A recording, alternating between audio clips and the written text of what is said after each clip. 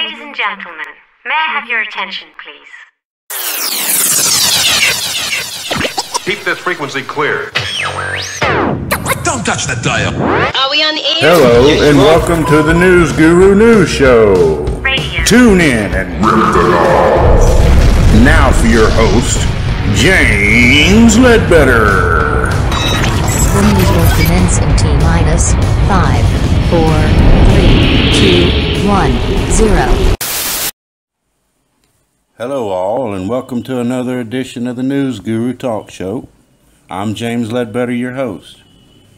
It is Monday morning, April 10th, 2017. Today I want to talk about how the left Democratic leaders are now backing Trump's decisions on the Syrian attack. I know that it surprises you because it surprises me that just a few weeks ago, all of these people were against Trump. They were bashing Trump. And we're talking about leaders like Chuck Schumer. We're talking about Nancy Pelosi and the Hilderbeest herself, Hillary Rodham Clinton. As surprising as it sounds, I want to talk about the evidence that they have that Assad actually did the chemical attack. I want to start with this clip from Fox News. Some lawmakers questioning whether chemical weapons were even used by the Assad regime in Syria last week.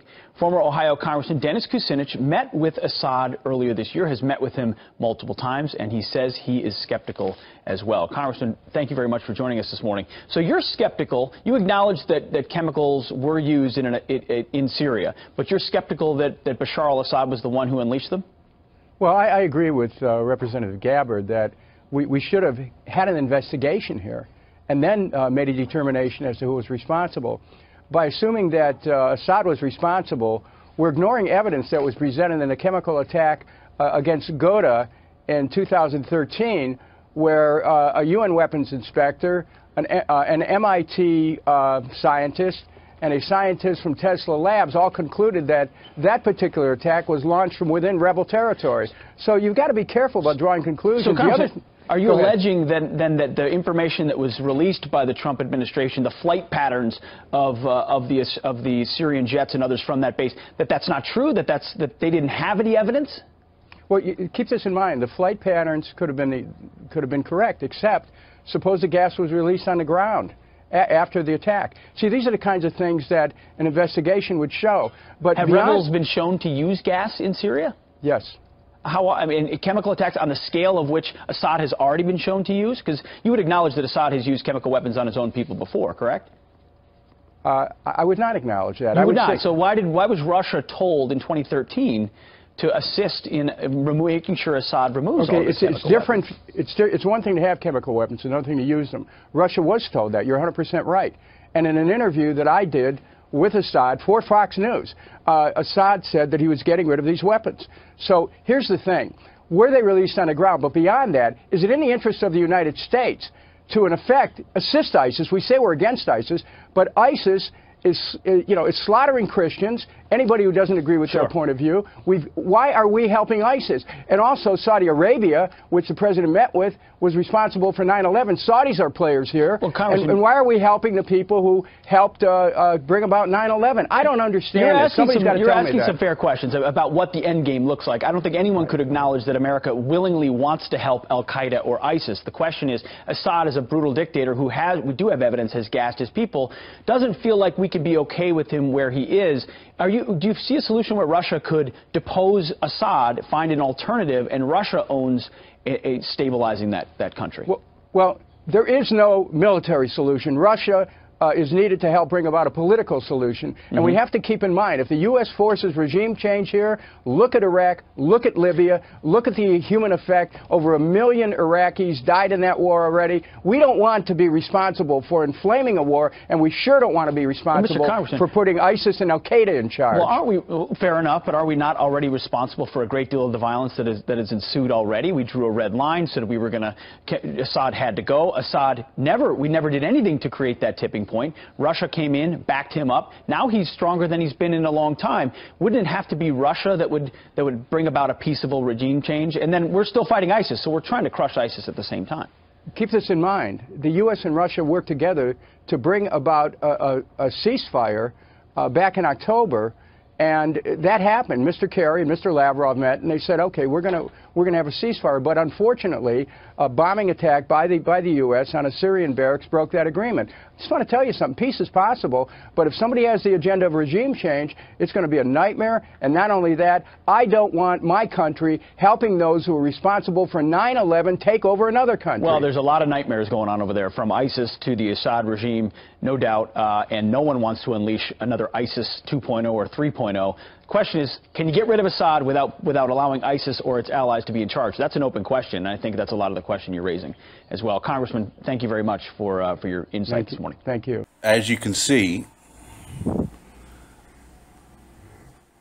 there's no evidence to back up their claims, yet they keep going with it like it's an actual fact.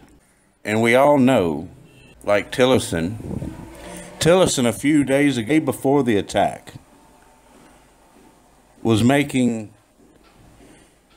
the claims that they were no longer seeking to out Assad out of power. Then the chemical attacks happened, and then Tillerson, the same guy that was saying that they're not going to try to run Assad out of power, came back with another statement saying that steps are underway to remove Assad. Like I've said in earlier broadcasts, things are getting strange, people.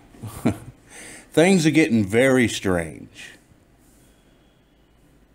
Many people think that this is a false flag event. I, for one, am one of those that believe that. In my opinion, this has to be a false flag attack because it's all too fishy, if you know what I mean. But the U.S. Secretary of State, Rex Tillerson, announced Thursday that steps are underway, right after the attack, steps are underway to remove Syrian President Bashar al-Assad from power. Tillerson responded to comments surrounding allegations that the Syrian government carried out a chemical attack Tuesday, confirmed to reports at a Florida news conference that an international coalition would soon be organized. Where are these people's proof? Where is their evidence? See, the American people, they're going by their favorite news station's opinions. They're going by what the local news is telling them. They don't have opinions of their own. They're going by whatever CNN tells them or whatever Fox News tells them. And I'm wondering when we're all going to start having our own opinions and stop letting MSM decide for us what we should think. We should all stand up and we should all ask for the proof that they have of these that Assad was behind the chemical attack. And besides all that, you have the Hilderbeest herself, right before the attack, crawled out of her proverbial sinkhole and held an interview saying that we needed to bomb Syria. Where did she come from? She's been quiet this whole time. And then all of a sudden, she comes out. Listen to this sound clip. Say just a few words about Syria. Look, Syria has been a wicked problem for a very long time. And the images of innocent people, of parents, and especially of children, suffering in the aftermath of that most recent deadly gas attack were more appalling than I certainly can put into words.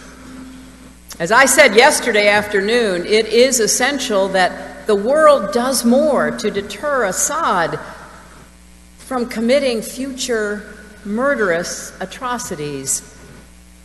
But the action taken last night needs to be followed by a broader strategy to end Syria's civil war and to eliminate ISIS strongholds on both sides of the border. So I hope this administration will move forward in a way that is both strategic and consistent with our values. And I also hope that they will recognize that we cannot in one breath speak of protecting Syrian babies and in the next close America's doors to them.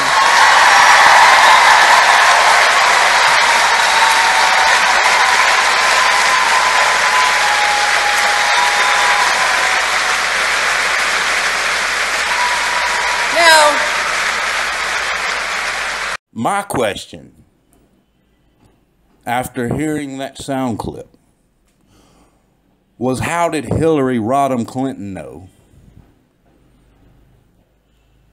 that the Syrian attacks, that Trump was going to attack Syria? Where did she come from? What sort of crystal ball does she have in her little woods concave where she has been since she's lost the election? Then she comes out of nowhere and pretty much claims everything that happened before it happened.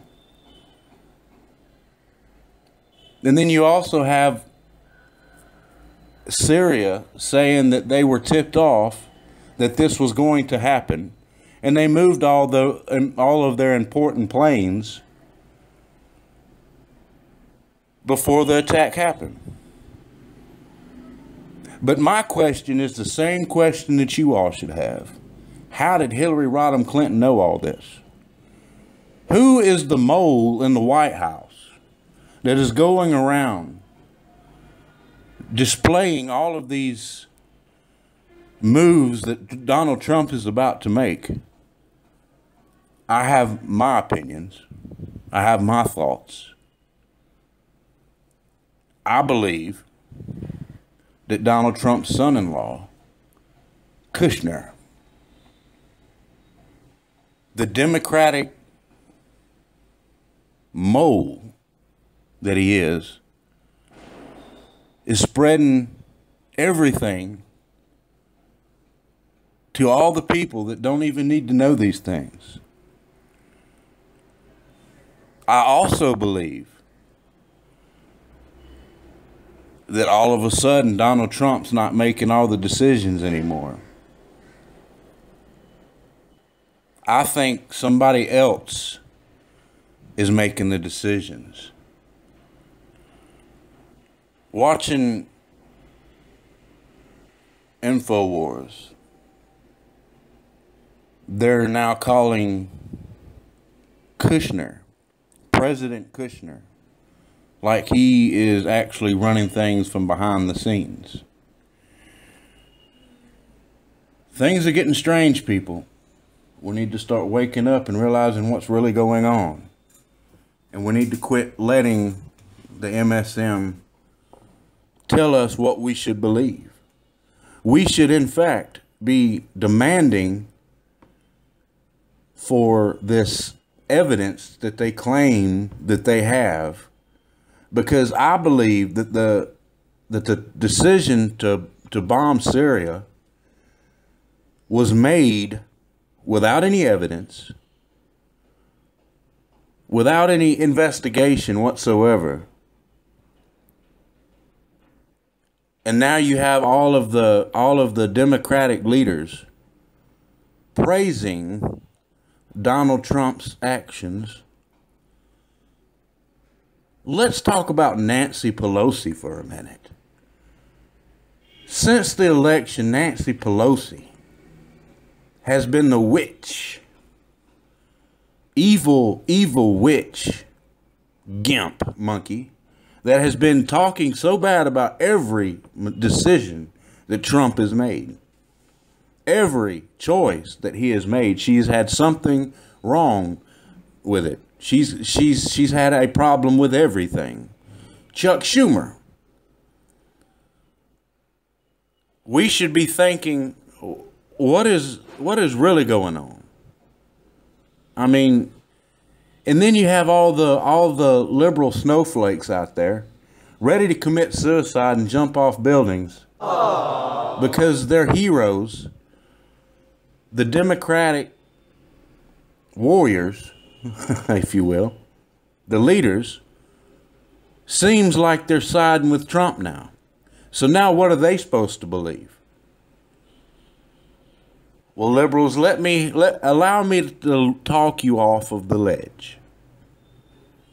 You're not the only ones feeling this strange turn of events. There's a lot of Trump supporters feeling betrayed. Like,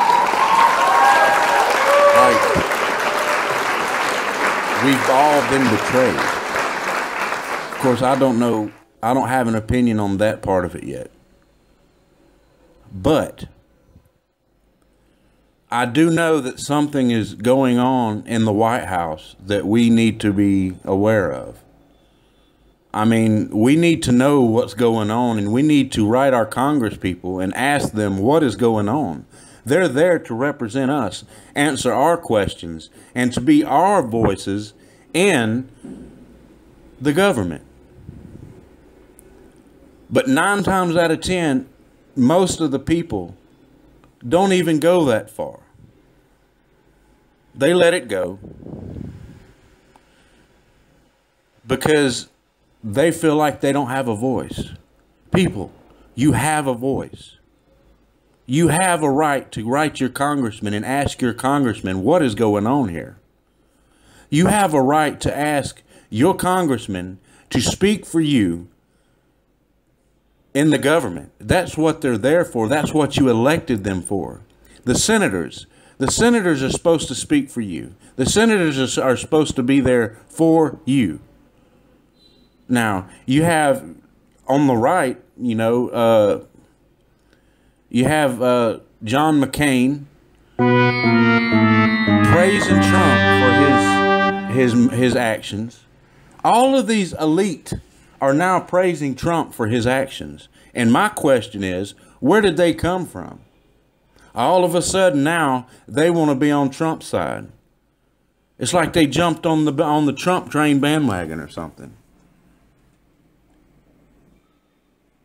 I find that very odd. I find that very strange. Because these things aren't supposed to be. We're supposed to know what's going on. But we don't know what's going on. It's like they're keeping the facts secret or something. So my question is this. What are we supposed to do now? What are we supposed to do? What questions are we supposed to ask?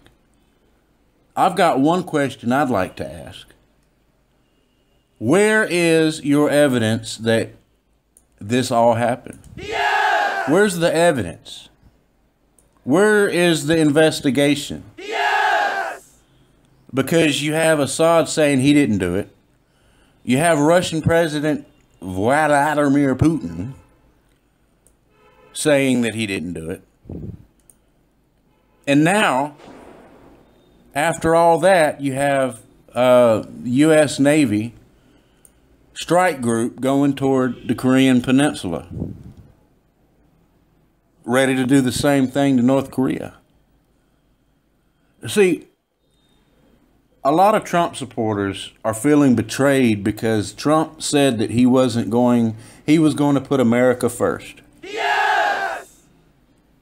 Honestly, attacking Syria is not putting America first. It's like he turned tail. He flipped, and now he's doing what the elite wants him to do. That's what I'm seeing. When I read the articles, when I watch the news clips, all I see is him trying to please the elite. That's what I see.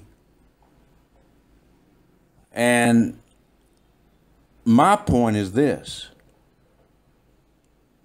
A statement was made where Trump was being accused of appeasing the Christians. Let me be honest and perfectly clear with you for a minute. That airfield was protecting a Christian town from jihadis. What Christian in their right mind would back that up? Backing up, attacking the only airfield, protecting a whole Christian town from jihadis. See, the elite people, they have their own agenda. They're not worried about Christians. They're not worried about Jewish. They're not worried about the American people. They're worried about filling their own pockets. They're worried about filling their own bellies. They could care less about what we think or how we feel. They feel like they know better than we do. And it's that, for that purpose, that we need to stand up as American citizens and demand that our Congress people speak up. This is James Ledbetter signing off for the News Guru.